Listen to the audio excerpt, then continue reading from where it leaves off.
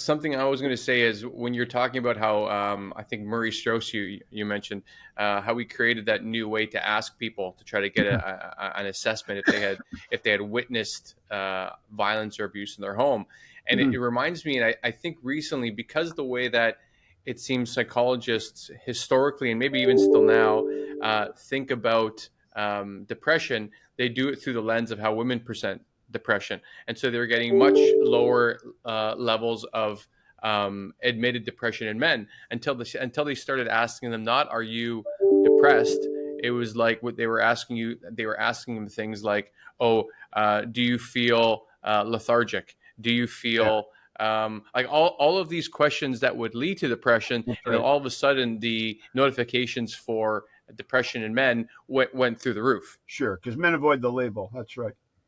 Yeah, Right. Yeah, because it's not in the archetype of what we expect men to be. And right, so if so a lot I think men will take on a lot more and will end up drinking or gambling or right. smoking or cheating or doing whatever before they would admit that that they're in pain. Have you seen that as well on the abuse Yeah, side?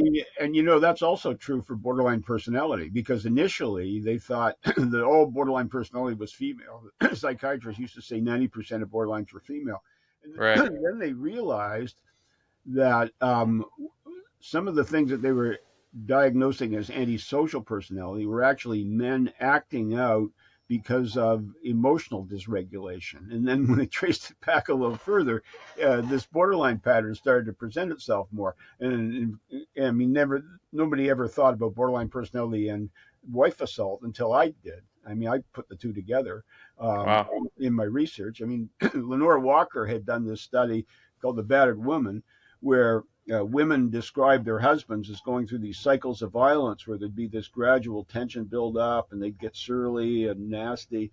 And then there'd be this explosion of abuse. And then the guy would be contrite and, sorry for what he did and blah, blah, blah.